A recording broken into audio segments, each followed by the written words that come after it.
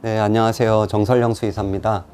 여러분들 사료 선택하실 때 뒤에 이제 원료라든가 성분 표시 등 여러 가지 정보들이 있는데 가장 이제 중요하게 생각해야 되는 것이 이제 두 가지입니다. 그래서 첫 번째가 사용 원료를 반드시 보셔야 되고, 이제 두 번째가 등록 성분이에요. 그래서 사용 원료의 경우는 실제 그 사료에서 사용한 원료를 이제 무게순대로 표시를 하게 돼 있거든요. 그리고 이제 마찬가지로 어떤 사료를 만들었으면 제품으로 등록을 해야 되는데, 그때 표시해야 되는 게 등록 성분입니다. 그래서 등록 성분은 7가지 이제 영양 성분을 이제 라벨에 이제 표시하는 거거든요. 그리고 그 이외에 여러 가지 정보들이 있습니다.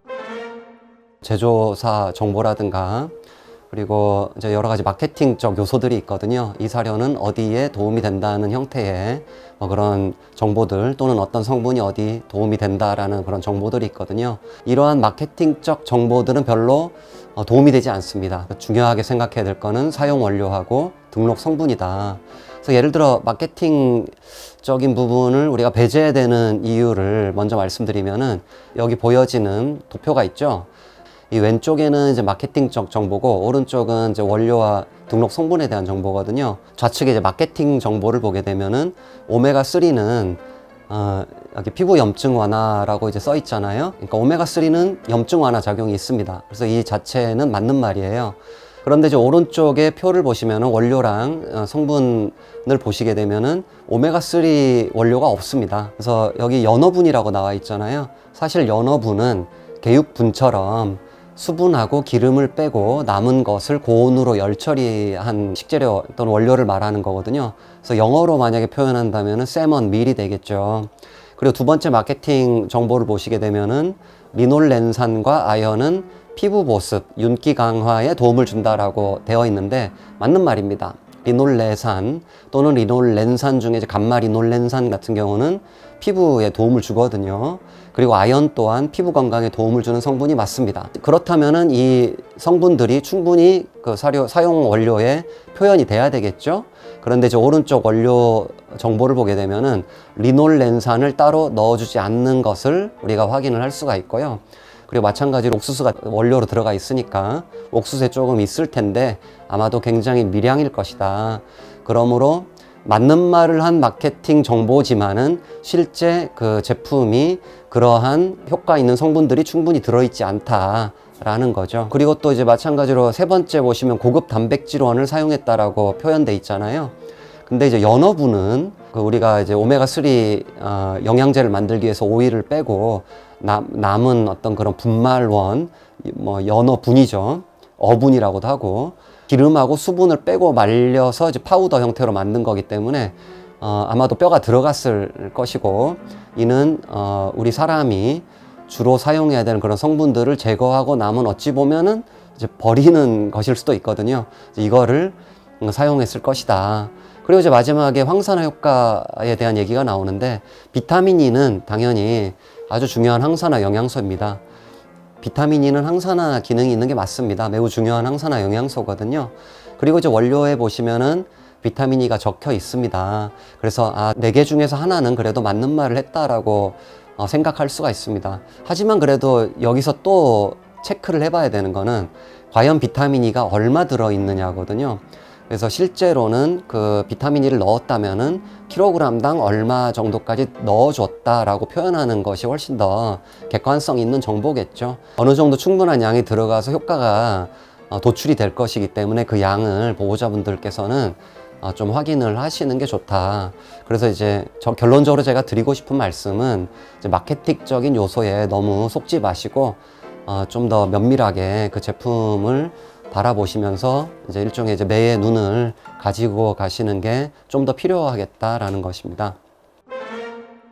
자, 다시 처음으로 돌아가서 지난번 방송 때 이제 말씀드렸던 것처럼 급여할 수 있는 반려동물용 사료 또는 식품의 경우 7대 성분을 라벨에 이제 표시해야 하는데, 이는 이제 주기적으로 검사해야 하기 때문에 비교적 정확하다고 볼 수 있습니다.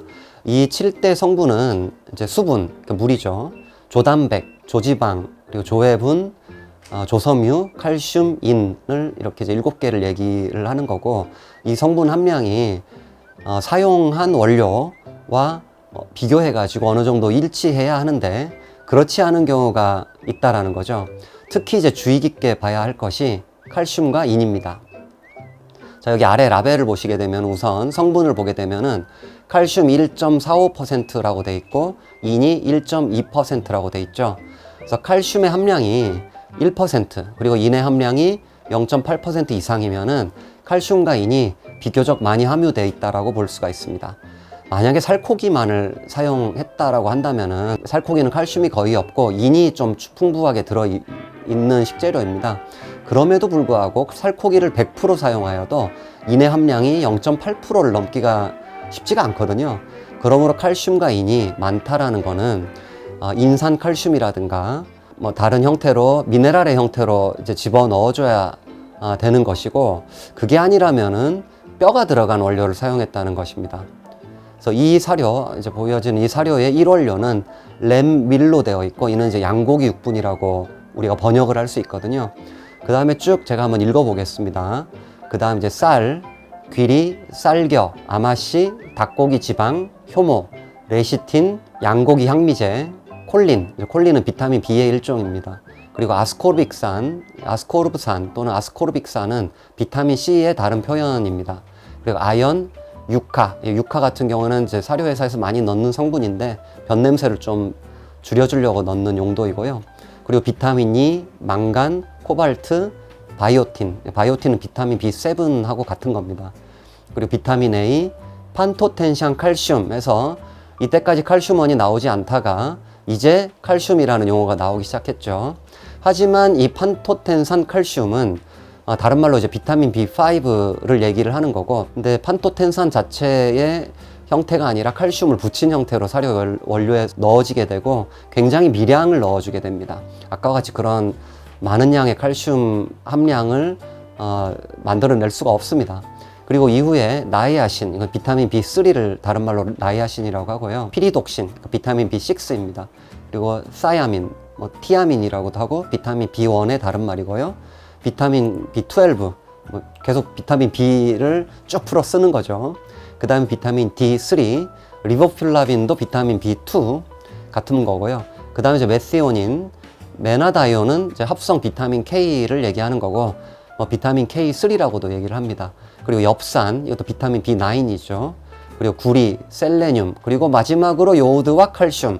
마지막에 있으니까 매우 미량일 것이고 무게순으로 해야 되니까 요오드와 칼슘, 이건 요오드 원료로 쓴 거거든요.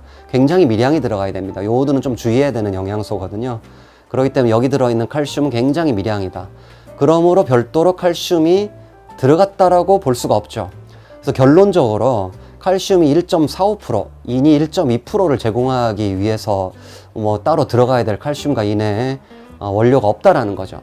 그럼 이 칼슘, 이 많은 양의 칼슘과 인은 어디서 왔을까? 램밀에서 왔을 것입니다. 양고기 살코기를 분말화하여 열 처리를 했었어도 램밀이라고 표현을 했을 것인데, 아까 말씀드린 것처럼 살코기에는 칼슘이 거의 없거든요. 그러므로 뼈가 유입됐다는 얘기죠. 그래서 양고기 살과 뼈 모두를 가진 형태를 사료 원료로 사용했다는 이제 것이죠. 물론 이를 위생적으로 처리했다면 문제가 안 될 수도 있겠습니다. 하지만은 지난번 방송에서도 말씀드렸듯이 그럴 가능성은 매우 낮을 것이고요. 그리고 이 제품도 외국산 제품인데 수입돼서 한글화된 스티커를 보게 되면 아마도 양고기라고 적혀 있을 것입니다. 양고기 육분이라고 안 적혀 있을 것이고요. 그래서 한글 스티커를 보시는 것도 중요하지만은 같이 추가로 영문 스티커도 반드시 이제 보셔야 된다. 그리고 다음 라벨을 보게 되면은 역시 칼슘이 1.7%고 인이 1.1% 이상으로 칼슘과 인이 비교적 높은 편에 속합니다. 그래서 이는 뼈를 넣었든지 아니면은 칼슘과 인이 보조적 형태로 또는 다른 미네랄과 붙어가지고 별도로 첨가되어야지만이 나올 수 있는 수치입니다. 그러므로 어디서 칼슘과 인이 유래됐는지 여러분들께서 원료를 보시면서 확인을 해주시는 게 좋겠다. 그래서 여기 라벨을 보시면은 제 아래쪽에 요오드와 칼슘이라고 돼 있고, 이는 아까 말씀드렸지만은 요오드를 제공하기 위해 넣어주는 것이지 칼슘을 제공하기 위해 넣는 것이 아닙니다. 라벨을 보면은 칼슘원이 없습니다. 근데 여기서 이제 육류 원료들이 나오죠. 그 연어, 건조 연어, 건조 청어, 건조 송어, 뭐 이런 원료들이 있는데 반드시 여기서 생선 6분이 생선 6분을 어분이라고 표현하는데 이 형태가 들어갔을 것입니다. 왜냐하면은 뼈에서 칼슘과 인이 유래됐을 것이고 한글화된 스티커 상에는 뼈를 함유한 것처럼 보이는 성분이 없지만은 실제로는 뼈가 들어간 어분을 사용했을 것입니다. 이렇게 이제 6분의 형태라면 두 가지 문제가 있다. 첫 번째는 흡수율이 떨어지고 두 번째는 필수 아미노산이 이제 좀 파괴되는 그런 문제가 영양학적으로 있고요. 그리고 세 번째 문제가 위생과 관련된 문제가 있는 거죠. 또 다른 라벨을 보겠습니다. 이 라벨을 보시면은 주 원료가 흰살 생선, 쌀, 옥수수 글루텐, 옥수수 등 이렇게 쭉 나열되어 있고 미네랄, 비타민까지 이제 표기되어 있는 걸 볼 수가 있죠. 근데 여기서 이제 밑에 등록 성분을 보시게 되면 칼슘의 함량은 1%, 인의 함량은 1.2%로 둘 다 비교적 많은 함량에 이제 해당이 되고, 근데 칼슘이 인보다 조금 더 많이 함유되는 것이 좋고, 그리고 여기 이제 상어연골 같은 경우는 중금속의 문제가 있기 때문에 장기급여하지 않는 것이 좋은데, 뭐 이런 문제들은 좀 별도로 하고요. 원료에서 칼슘 공급원이 무엇인지 이제 확인을 이제 해봐야 되겠죠. 보면은 없습니다. 미네랄도 없고 다 없습니다. 그래서 칼슘과 이는 그럼 어디서 왔을 것인가? 아마도 흰살 생선에서 왔을 것입니다. 우리가 표현은 흰살 생선으로 했지만은 실제로는 피쉬밀이 들어갔을 것으로 생각이 됩니다. 이 사료에 영문 표현이 있어가지고 이렇게 이제 보여드리면은 1원료에 화이트 피쉬밀이라고 돼 있죠.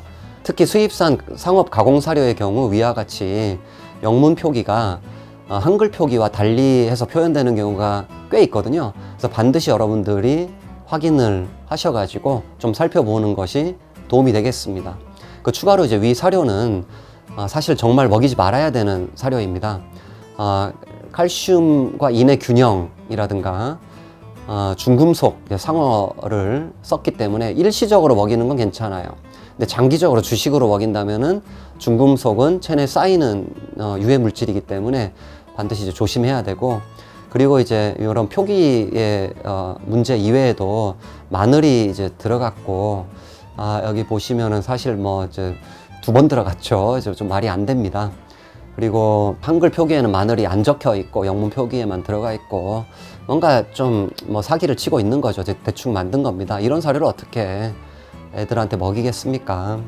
이렇게 이제 영문으로 밀이라고 표현된 것은 중미에서 많이 사용하는 용어로 동물을 고온으로 장기간 열 처리해가지고 분말화한 형태를 얘기하는 거고, 고온으로 처리했기 때문에 흡수율이 떨어지고요. 흡수율이 떨어지기 때문에 고단백 포뮬러인 사료인 경우에는 변 냄새가 좀 심해지는 문제 또는 뭐 좀 변이 질어지는 그런 문제들을 볼 수가 있습니다. 참고로 자연식을 하는 경우에는 고단백 포뮬러를 취하더라도 이렇게 흡수율이 높기 때문에 변 냄새라든가 변이 질어지는 문제가 뭐 거의 없습니다. 또 참고로 이제 흡수율이 떨어지는 고단백 사료가 어떻게 변 냄새를 더 많이 일으키는가? 이는 이제 흡수되지 않은 단백질이 대부분 이제 대장으로 가게 되는데, 그 대장에는 미생물들이 굉장히 많이 살고 있거든요. 이 미생물들이 흡수되지 않은 단백질을 사용해서 변 냄새를 유발하는 물질들을 만들어내게 됩니다. 이러한 대표적인 변 냄새 유발 물질들이 이제 인돌, 뭐 스카톨, 황화수소 등이 이제 대표적입니다. 또 다른 예시를 보겠습니다. 사용 원료 리스트만 보면은 1원료가 이제 닭고기로 표현되었지만 영문 사용 원료로는 이제 치킨 밀로 개육분이 들어간 걸 우리가 확인할 수가 있다라는 거죠.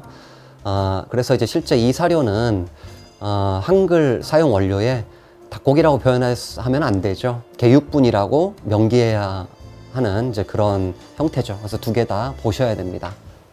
그리고 또 다른 예시를 이제 보겠습니다.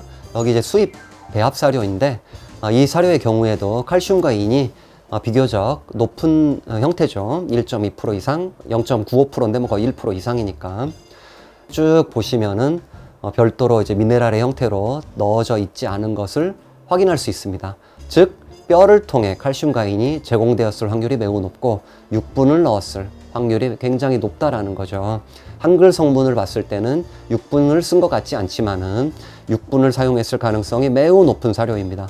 이 사료 또한 수입 배합 사료이기 때문에 반드시 그 제조사 홈페이지를 가셔가지고 영문 표기를 확인하시는 게 좋겠습니다. 어떤 밀이라는 형태의 이런 표현은 주로 북미에서 많이 하는 표현이고요. 유럽에서는 좀 달리 표현하기도 합니다. 예를 들어 가지고 제일 많이 쓰는 형태가 derivative라는 용어를 사용하는 경우가 많고요.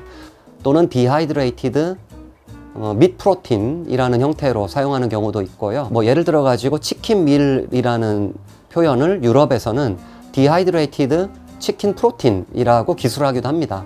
이 형태를 비판하는 사람들이 저 말고도 좀 있거든요. 사실 보면은 그러니까 유럽 등지에서 이제 얘기하시는 거 보면은 테크니컬한 표현이다라고 얘기를 해요. 그러니까 기술적으로 표현했다라고 이제 얘기를 하시거든요.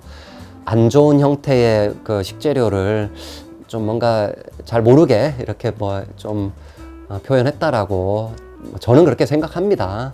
만약에 이제 육분을 쓰지 않았다면은 디본드 치킨이라든가 프레시 치킨 밑이라든가 하는 그런 형태, 또는 우리나라 같으면은 생육을 사용했다라고 아마 표현을 하겠죠. 비싼 거 썼으니까 적극적으로 표현하지 않겠습니까? 그래서 영문 라벨과 한국 라벨을 모두 확인해서 서로를 대조해서 보시는 것이 좋고, 이게 좀 불명확하시다면 추가로 제조사에 문의하셔가지고 더 확실한 정보를 얻으실 수도 있습니다. 그래서 아까 계속 보여드린 라벨들은 현재 단종되었거나 판매되지 않는 사료들의 예시입니다. 하지만 이제 현재 위와 같은 영문 라벨과 한국 라벨이 다른 경우가 굉장히 많이 있습니다.